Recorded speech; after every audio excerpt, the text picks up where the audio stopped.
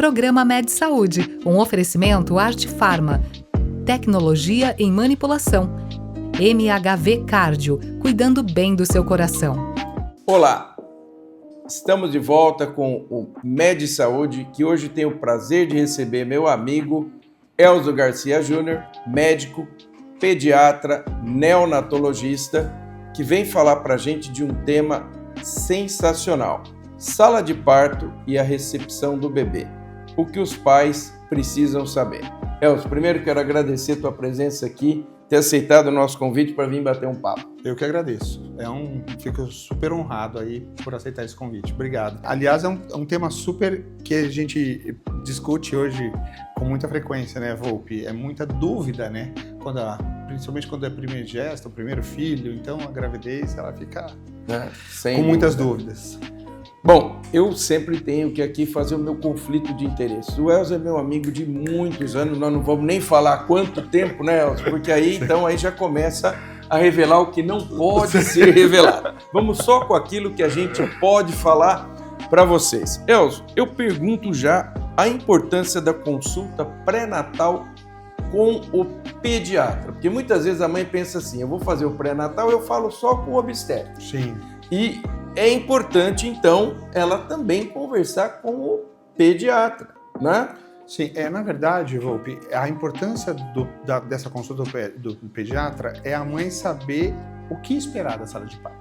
A forma do combinado do que ela almeja, do que ela sonha, do que é possível, porque às vezes não é o que a pessoa imagina, né, que pode acontecer. Então, acho que balizar isso, ou até para se preparar, né, o que levar, de que forma conduzir, né? Tá. Então, é uma consulta bem interessante, até para dar tranquilidade para aquele momento que é super especial para ela, né? Sim. Na verdade, não só para ela, para a família toda. A família toda. Então, né? É interessante que venha o pai, que venha, de repente, os avós, para a gente discutir, tirar dúvidas e tranquilizar a família de um modo geral. Então, isso é muito importante para você que está nos ouvindo. A consulta pré-natal não é só com o seu obstetra, ela também tem que ser com o pediatra que vai recepcionar seu filho. E aí entra um ponto extremamente importante, Elzo, que a gente vê nas diferentes especialidades e que acho muito importante você, que é um profissional de ponta, frisar, que é a importância do hospital. Na verdade, Volpi, o que eu acho importante é porque às vezes a família tem um sonho. Por exemplo, ter o bebê na banheira, por exemplo. E às vezes o hospital a que ela é conveniada ou que é mais próximo da casa dela, não tem. Uhum. Então a gente precisa fazer uma escolha dentro do que a gente consegue fazer e dentro do que a gente pode fazer. Então é importante a partir do existente. Exatamente. Né? Então certo. Conhecer, né, o hospital, perguntar do que ele dispõe. Sim. Né?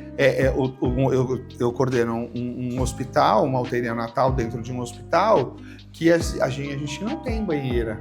Então não adianta, porque às vezes você vai cheio daquela expectativa, pensando naquilo, e chega na hora você fica frustrado. Então é importante conhecer, para até você ter a opção de mudar ou não, ou se ater às suas coisas que você determina dentro da possibilidade do hospital. Então a importância do hospital é nisso, além, claro, de toda a equipe, né? Então é importante ver a estrutura, né? Exatamente, UTI neonatal, UTI adulto, porque assim, a UTI é importante ter, a gente nunca quer, né? Igual seguro de carro, a gente não quer usar isso. Como airbag. Você não pega um carro e fala assim, vou testar o airbag desse carro. Mas a gente é importante ter, porque se precisar, a gente sabe que é importante ter. Então, é isso. Aí entra a escolha dos profissionais. Obstetra, pediatra.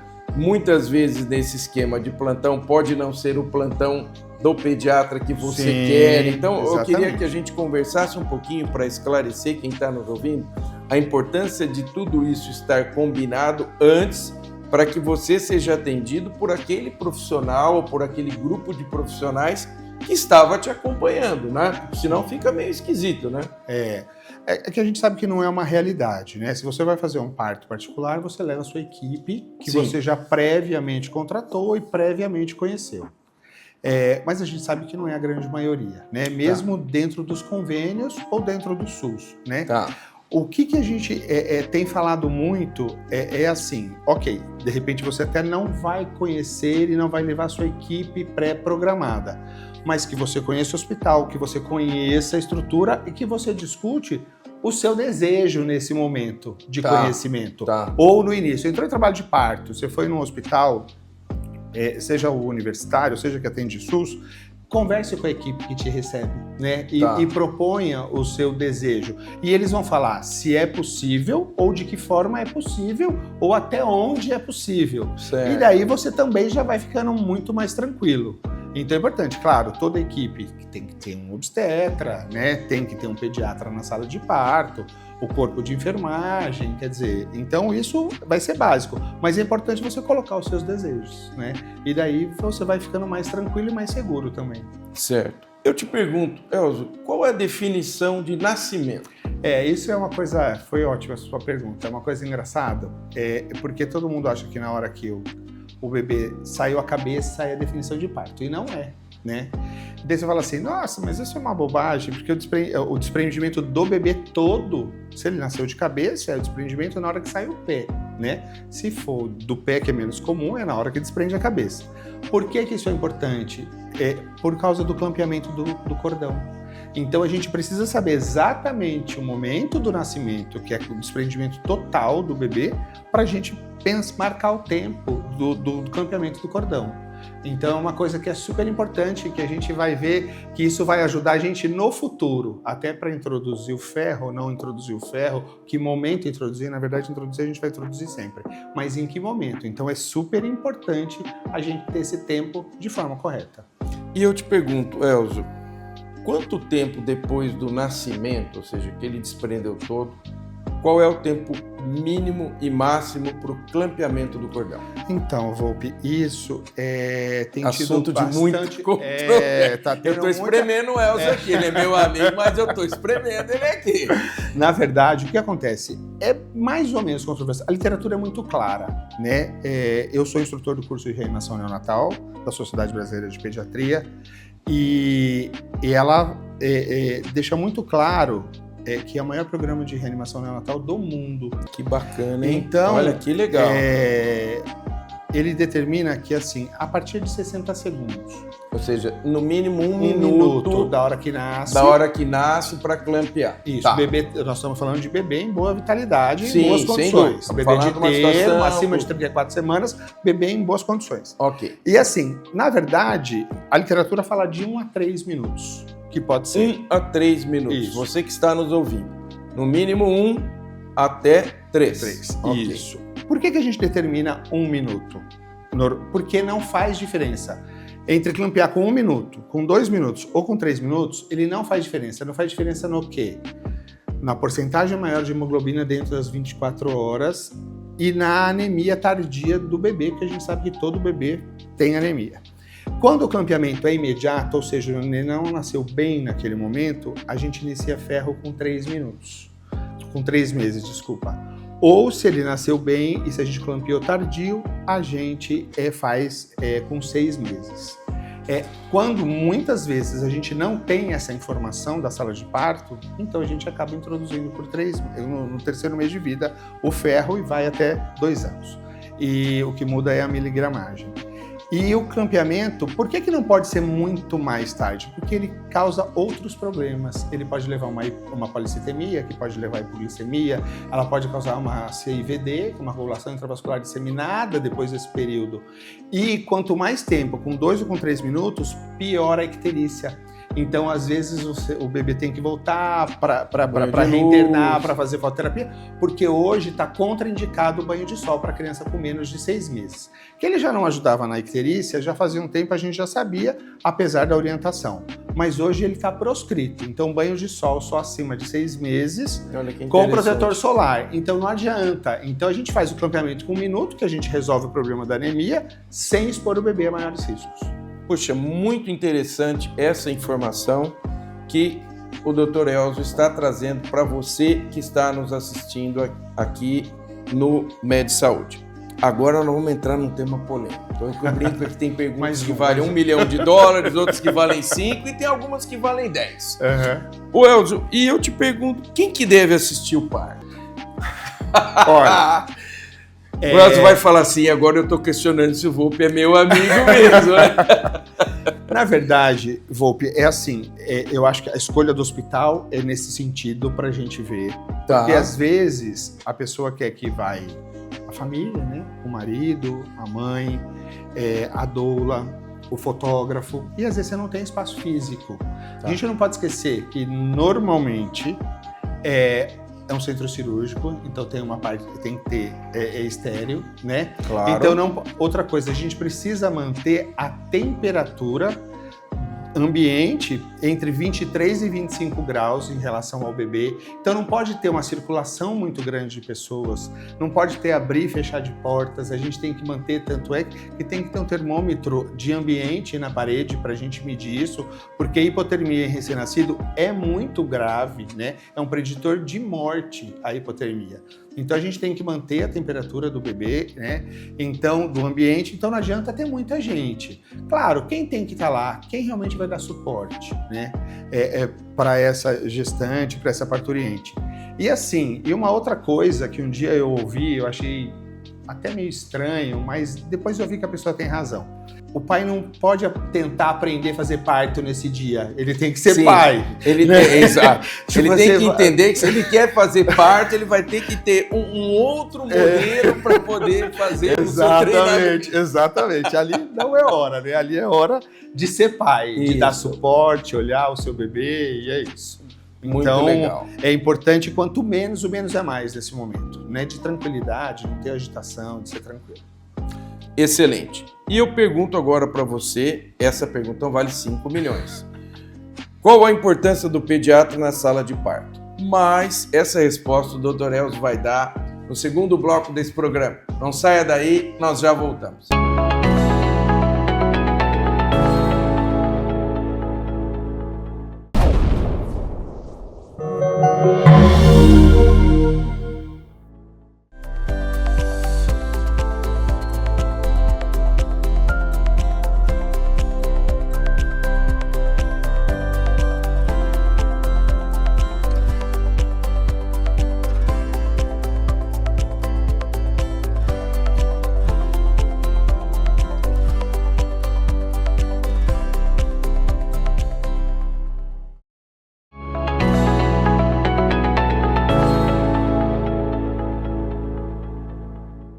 Estamos de volta com o Med Saúde, que recebe Elzo Garcia Júnior, médico pediatra neonatologista, que está dando uma aula, um show aqui pra gente sobre recepção do bebê, sala de parto, que você, que é pai, que é avô, quer saber, e estamos agora batendo um papo, e eu, claro, não ia deixar de fazer as perguntas de milhões de dólares. E essa tá valendo uma grana, né?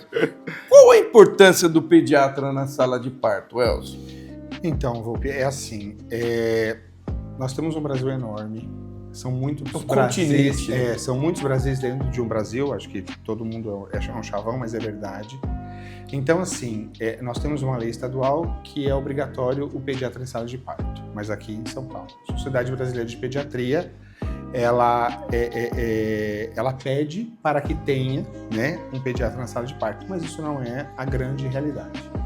Então... quer dizer que nos outros estados que não São Paulo, não é obrigado um pediatra na sala de parto? Ele é recomendado, mas não é obrigatório. Aqui em São Paulo é? Aqui em São Paulo é. Puxa, olha, é uma informação que eu não sabia. E tanto que o curso da reanimação neonatal, ele pega médicos e profissionais de saúde, claro, para auxiliar o médico, porque a gente não pode esquecer que a intubação traqueal é um ato médico, é só o médico que pode fazer. Você imagina uma intubação numa criancinha que não é coisa simples, isso, né? Então, quer dizer, por isso que precisa de bastante treinamento e tem que ser o médico. Mas tem lugares no Brasil que não tem nem o médico, nem o anestesista, nem um outro médico. Meu Deus. Então esse curso, tem até um curso para parteira lá no Amazonas, por exemplo, em que eles são treinados a fazer essa reanimação neonatal de início. Então o pediatra ele é fundamental, porque o pediatra treinado, né, ele é capaz de desenvolver todos os passos da reanimação neonatal necessárias. A gente até brinca que quando o pediatra não trabalha, é o melhor dos mundos, né? Porque ele só avalia o bebê, os GOs tiram sarro, falam que a gente só limpa o bebê, é o melhor dos mundos, porque você vai esperar, vai avaliar, vai deixar com a mãe e daí vai fazer a rotina. Tá. Agora, quando esse bebê tem algum problema, é ele, né, que vai detectar, na verdade, isso e agir de forma rápida. E o que é importante, Volpe?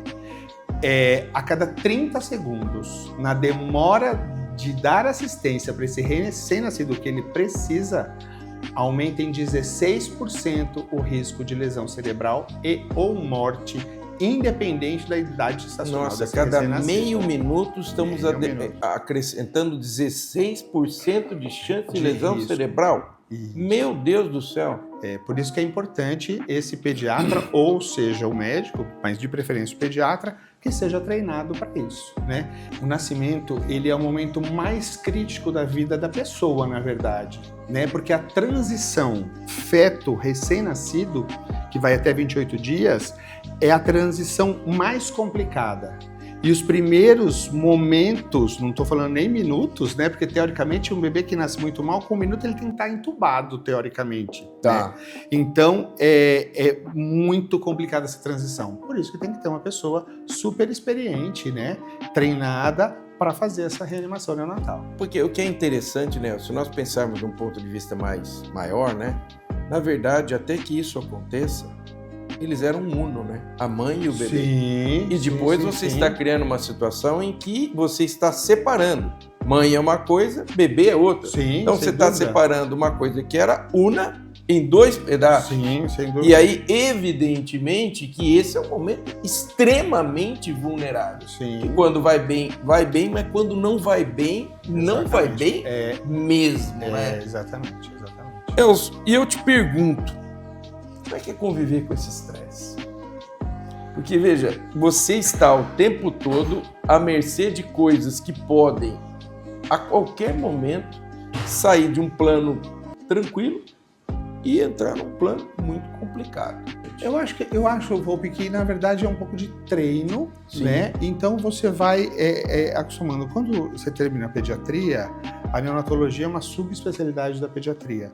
E daí você vai fazer a UTI neonatal, não que o pediatra de formação geral, ele passa no estágio de neonatologia, ele passa no estágio de fazer sala de parto, mas a neonatologia é mais específica ainda. É uma especialidade, é uma subespecialidade dentro da especialidade. Desde a pediatra, isso. E é onde hoje as pessoas que fazem sala de parto ficam. Então a gente vai sendo treinado para isso, né, Hope? Então eu acho que isso você vai melhorando. Vai ficando meio medular já, né? Você já mais ou menos isso, mais ou menos isso. E você vai tendo uma consciência, e é engraçado, né? Eu trabalhei pouquíssimo com adulto. Desde que eu me formei, trabalhei uns 2, 3 meses. O resto eu sempre fui para residência e sempre trabalhei com criança. Mas a resposta da criança, especialmente do recém-nascido, ela é muito boa e ela é muito positiva. Tá. A neonatologia, ela é super nova, ela chegou no Brasil na década de 70, foi a primeira UTI neonatal. Olha isso, então, gente. Ela é super recente, né? Entendo. Mas ela vem se desenvolvendo numa velocidade anos-luz, né? Tá. A gente não tinha respiradores específicos para recém-nascido. Hoje mudou a dinâmica da neonatologia de um modo geral e os resultados são muito bons. Com reflexo, obviamente, do Isso. que aconteceu com a estruturação dessa subespecialidade, né? Exatamente. Puxa, que bacana, Elcio, que informações bacanas que você tem dado para nós. Eu pergunto agora, nasceu já o nenê? O nenê nasceu, tá tudo bem, tá tudo ok. Muito se fala do contato do bebê com a mãe, que ele precisa estar colado na mãe. Eu queria que você falasse um pouco pra gente desse contato pele a pele com a mãe, do bebê, e depois um pouquinho sobre a amamentação, que é outra coisa, né? Sim, fundamental, né? O contato pele a pele, claro, o bebê que nasceu bem, ele tem uma boa vitalidade, tá tudo bem, ele, até antes do clampeamento do cordão, dá para ficar no tórax ou no abdômen materno e esperar e clampear o cordão lá, e daí seca e deixa ele lá.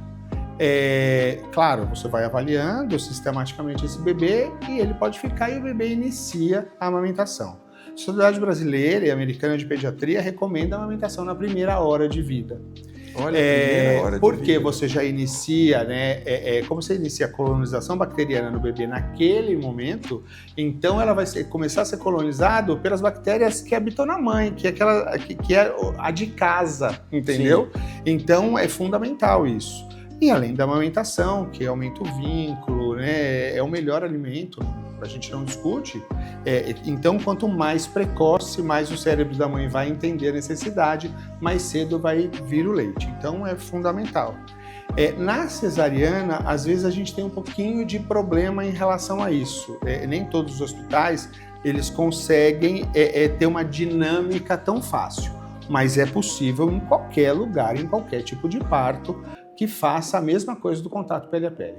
E é tão engraçado, né, Volpi, porque isso está tão comprovado, a eficácia do vínculo é muito maior dessa família, né, que consegue fazer o contato pele a pele de início. É importantíssimo isso. Olha que coisa bacana. E eu pergunto esse CREDE ocular. O CREDE, na verdade, ele é uma lei de 77, né, no estado de São Paulo, da obrigatoriedade. O CREDE ele faz profilaxia contra algumas doenças, na verdade a oftalmia, que pode levar à cegueira em bactérias de contato do parto normal durante o parto vaginal, na verdade, né? Então, ele é uma lei e está tendo uma controvérsia, porque ele muitas vezes faz uma oftalmia, que é a conjuntivite química, na verdade, ele age um pouquinho, mas é tão engraçado porque acabou de sair do Ministério da Saúde, a substituição por ele, né? Eu acho que vai ter que ter uma mudança da lei ainda no estado, mas muitos hospitais já começaram a usar a iodopovidona 2,5%, que ela faz menos conjuntivite química, né? Praticamente zero de conjuntivite, ela não cria um ardor que o CREDE cria, e ele tem um espectro maior relacionado à profilaxia bacteriana que causa conjuntivite bacteriana e o risco de cegueira. Então, era uma coisa que a gente ansiava, já estava pedindo, e alguns hospitais já estão colocando, que eu acho que agora é o futuro mesmo, eu acho que é isso. E aí eu pergunto, se a criança nasce de cesariana, ela também precisa fazer essa coisa ocular? Então, isso na verdade ela é bastante controverso. Tá. A gente acaba fazendo pelo risco, porque nós estamos falando de cegueira. Sim, né? estamos falando de uma sequela gravíssima, né? Irreversível, né? Irreversível. Então, a gente acaba fazendo, mas ela é controverso. E a questão da vitamina K? A vitamina K é assim, as crianças nascem com deficiência de vitamina K. Por isso a gente faz vitamina K ao nascimento. E hoje também tem uma discussão relacionada se faz esse intramuscular, né, que faz na hora que nasce, ou se faz via-oral. Via-oral existe. É difícil de encontrar e não é uma coisa barata. Entendeu? E quando você faz ao nascimento, é uma picada e resolve o problema da criança. Não vou falar para você que 100% ainda, em torno de 3 a 5%, desenvolve doença hemorrágica do recém-nascido. Mas o não dar, entendeu? É um problema. E o via-oral não é uma dose só. Então é uma sequência de doses. Então é complicado, entendeu? Às vezes esqueceu e levar a criança, ela pode sangrar a cabeça e também ter uma sequela irreversível. Sem dúvida. Então é melhor na hora do nascimento a gente já resolveu. Gente, uma picadinha resolve. Quer dizer, tem algumas coisas que é criar variável onde não precisa, né? Sim, exatamente. E daí super barato, eficaz. E resolve e acabou tudo bem, o problema. Né? Eu acho que, poxa vida, tem algumas coisas que a gente tem que jogar na bola de segurança, sim, né? Sim, tá dando certo. Não vale a pena o risco, né? Não vale a pena o risco, sabidamente. E a vacina da hepatite B? A vacina da hepatite B a gente tem que fazer dentro das primeiras 12 horas de vida, e normalmente a gente faz também ao nascimento. E daí faz e depois vai dar sequência, né, com a vacinação a partir dos 2 meses. Então isso é isso que acontece na sala de parto, teoricamente. Estivemos aqui com Elzo Garcia Júnior falando sobre a recepção do bebê na sala de parto, o que você precisa saber.